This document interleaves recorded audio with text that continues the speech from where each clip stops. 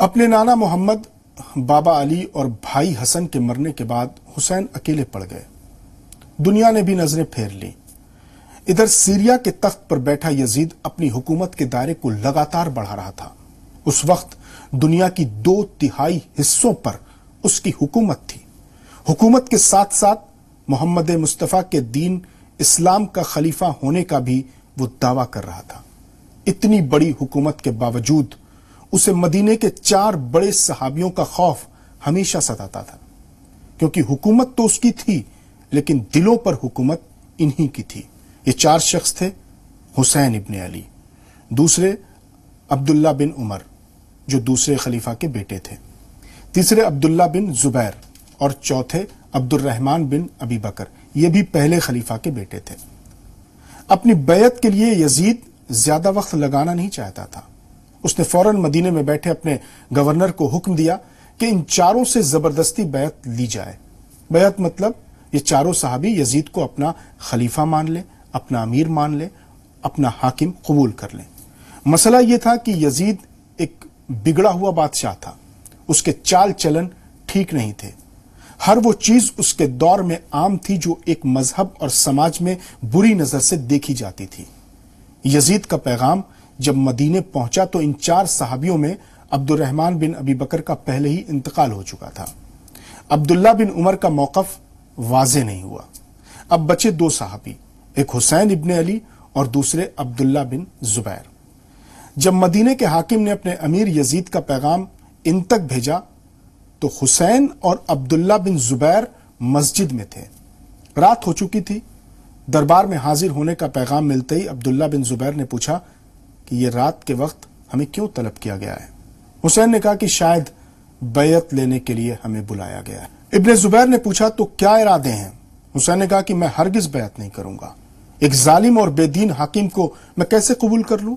میں رسول اللہ کا نواسا ہوں، میرے اوپر ذمہ داریاں ہیں۔ اس طرح دونوں باتیں کرتے ہوئے اپنے گھر چلے آئے۔ عبداللہ ابن زبیر اس کے بعد کدھر گئے تاریخ میں زیادہ نہیں ملتا۔ حسین گھر آ کر اپنے خاندان کے تمام لوگوں کو امام حسین نے جمع کیا، اپنے بھائیوں، اپنے بیٹوں، اپنے بھتیجوں، اپنے بھانجوں کو بتایا کہ حاکم مدینہ نے یزید کی بیعت کے لیے بلایا ہے۔ حسین کے جوان یہ جملہ سنتے ہی بفر اٹھے۔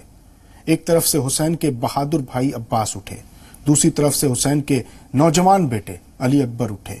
بھتیجے قاسم نے تو تلوار نکال لی کہ چچا جان، ان ظالموں کی اتنی ہمت کی آپ کو، نواسے رسول کو، دربار میں طلب کریں۔ سب نے ایک زبان کہا کہ آپ وہاں نہیں جائیں گے۔ امام حسین نے کہا کہ نہیں، مجھے جانا ہوگا۔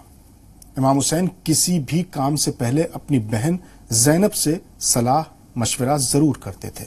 حسین نے بہن سے بات کی۔ بہن اپنے بھائی کو بہت چاہتی تھی۔ زینب رونے لگی۔ امام حسین نے کہا بہن فکر مت کرو، ہم اکیلے نہیں جائیں گے۔ زینب نے اپنے بھائی عباس کو بلایا۔ عباس امام حسین کے چھوٹے بھائی تھے اور عرب کے بہادر ترین جوانوں میں ان کا شمار ہوتا تھا۔ کہا عباس، بھیا حسین کا ساتھ ایک پل کے لیے بھی نہ چھوڑنا۔ مجھے مدینے کے حاکموں پر ذرا بھی اعتبار نہیں ہے۔ بیعت کے لیے بلایا ہے لیکن وہ کچھ بھی قدم اٹھا سکتے ہیں۔ اپنے خاندان کے جوانوں کے ساتھ حسین حاکم مدینہ کے دربار پہنچے۔ دربار کے باہر حسین نے اپنے بھائیوں کو باہر ہی رکنے کے لیے حکم دیا، لیکن عباس نہیں مانے۔ عباس اپنے بھائی حسین کا بہت احترام کرتے تھے اور ان کو احترام میں آقا کہتے تھے۔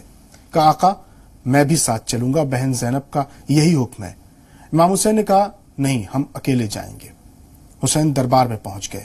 مدینے کے حاکم ولید سے ملاقات ہوئی۔ ولید کمزور طبیعت کا تھا۔